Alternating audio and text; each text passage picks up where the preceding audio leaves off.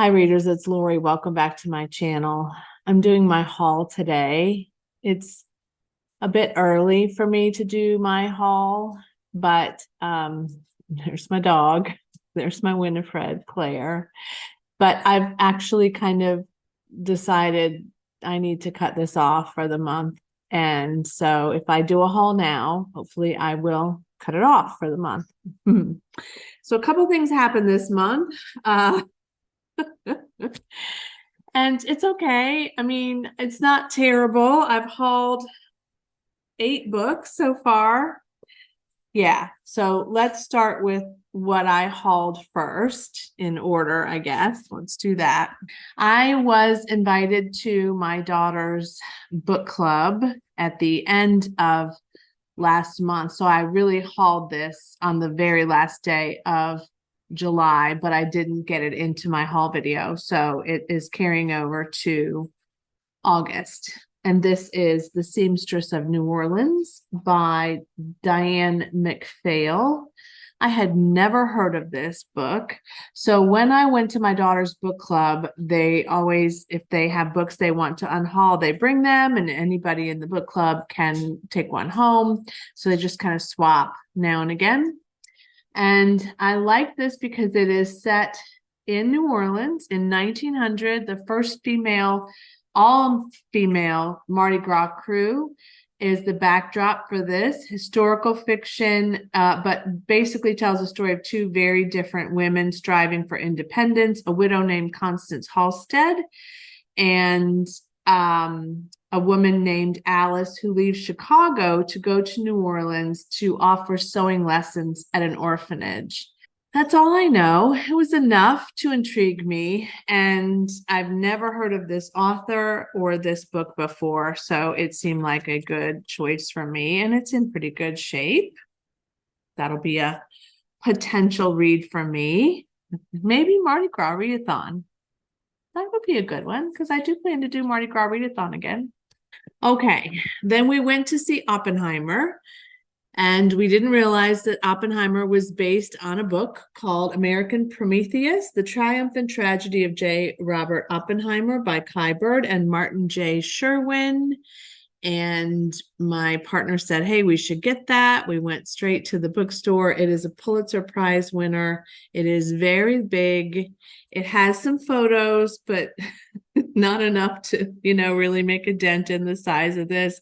But it talks about, obviously, his personal life, his professional career, I'm sure his educational career, as well as his professional career, how he amassed the support to create the atomic bomb, because he did not do it by himself. He had a team that he was enlisted to curate. This is the Manhattan Project in nonfiction form, and I think it'll be a really good read. But I don't know that it will be a fast read or one that I will finish this year. So there's that.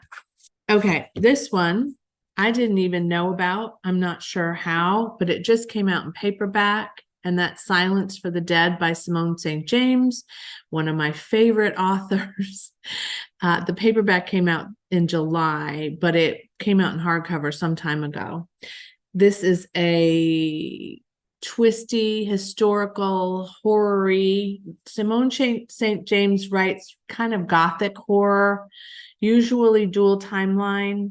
But in this particular case, this is a novel about a nurse named Kitty Weeks who was serving in the Great War, so World War I, and is working at a place called Portis House, which is a hospital for soldiers, and she's partnering with another man whose name is Jack Yates, who is potentially insane. And that's all I really need to know about this. I love this cover. I love the pink and the orange. It's just perfect. So I do kind of want to prioritize that once I can kind of get back into that genre. My partner went away for a work trip and brought me back These Precious Days by Ann Patchett, which is a series of essays about Ann Patchett's life. And I really am excited about this. These Precious Days is the title essay, which is a meditation on an unexpected friendship with Tom Hanks's assistant Sookie, which explores what it means to find someone who could see us at our best and most complete selves. I love Ann Patchett. I can't wait to get to this. I love this cover. I suspect that's one of the reasons why Lisa got it. That's a gorgeous dog. But yeah, give me anything by Ann Patchett and I'll be happy. Okay, I got this one on Pango. It's in pretty good shape. It has, I think, I mean, I don't think this is an aging issue. I think this is a sprayed yellow binding.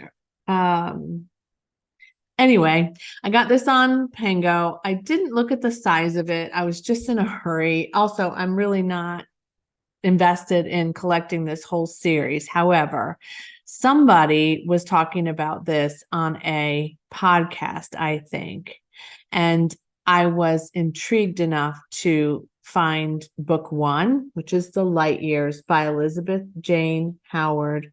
This is definitely an older read. It is billed as a British family saga, World War One, I think. Nope. Right before World War II. This is about the Cazalet. So it's the Cazalet Chronicles, and there are 5 volumes, as far as I can tell, in the Cazalet Chronicles. This is blurbed by Rosamund Pilcher, who is a pretty older author as well. But it has really good reviews about it. And so I love family sagas. If it's a little bit like Downton Abbey, I'll take it. And yeah, so it's just a cute little romp, and it was cheap for sure. Do I need another family World War II saga? No, but that doesn't mean I don't want one. Okay, then Barnes and Noble had a book haul sale where a bunch of books were half off. And 2 of these have been on my radar for a while, and one of them had just recently, I think, been released, or at least released in the US. So let's start with the first one. Okay, this one I talked about as a most anticipated this year in April. The House is on Fire by Rachel Beanland, who also wrote Florence Adler Swims Forever, which I have not read, but I am potentially interested in it. Historical fiction, set in Virginia. On the night after Christmas, this theater has a show and something happens and it goes up, the theater goes up in flames. And so 4 people, Sally, Cecily, Jack, and Gilbert, make some decisions in the moment that will affect their lives and probably the lives of others. And I have heard, I didn't get it right away because I was like, oh, I don't know that I need to purchase it. Let's see what the buzz ends up being about it from those who read it. It's pretty solid. Also, it was half off, so you can't beat that. And it's a beautiful cover. So Fiona Davis actually blurbs it, as does Sarah Penner. So historical fiction, kind of based on a true life story, I think. Part moral thriller, part transporting historical drama, proof that sometimes in the midst of great tragedy, we are offered our most precious and fleeting chances at redemption. And Florence Adler won the National Jewish Book Award for debut fiction, so she's no slouch as an author for sure. Then this one I have been thinking about since the Women's Book Prize nominees were released, and this is Trespasses by Louise Kennedy. So I did talk about that at that time. This is set in Ireland, Northern Ireland, during the Troubles, and this woman lives in a small town near Belfast with her mother, and she fills in at the family's pub and meets a man who is a barrister and defends IRA members, and she ends up in a relationship with Michael, and Kushla, which is her name, then is kind of caught up in this, in the changes that are resulting as a, or the changes that are coming as a result of the war and the troubles, the fighting, and this relationship with Michael. It's been also blurbed a good bit since it came out and people started reading it for the book prize, those people who did. And I just kind of wanted to see if it was really going to be as good as I thought it would be, and it was all said and done because people, were not quite yet talking about it when the book prize nominees were released, but solid, popular. It does seem to me like a good read for me. Emma Donahue blurbed it, says it touches tenderly and hits hard, compulsively readable love story that's also a lament for a society agonizingly divided against itself. Every word rings true. And then the last one is the Wyford Code. I think it's the Wyford Code by Janice Hallett. I read the first book that Janet Hallett wrote, which was The Appeal, and I loved it. And so I really felt like if she ever released any other books, I would want to get them. And that is true. The Wyford Code is somewhat similarly written. There are audio files and memos and different things. It looks like a lot of audio files in this. So dialogue between people, some transcripts as well, some deciphering, it looks like. Yeah. I really enjoy a novel that is not just written dialogue, that has a little bit of a turn to it, and this one definitely does. So it follows a character named Smithy, whose real name is Stephen Smith, and he finds an ancient copy of a children's book that was written by Edith Twyford, and it was very famous, and there are annotations and notes in the margins. So he ends up showing it to his remedial English teacher, whose name is Miss Isles. She believes that there is a secret code that ran through Edith Twyford's book, the Wyford Code, and that if you could unlock the code, it would reveal some things that were unknown and potentially important.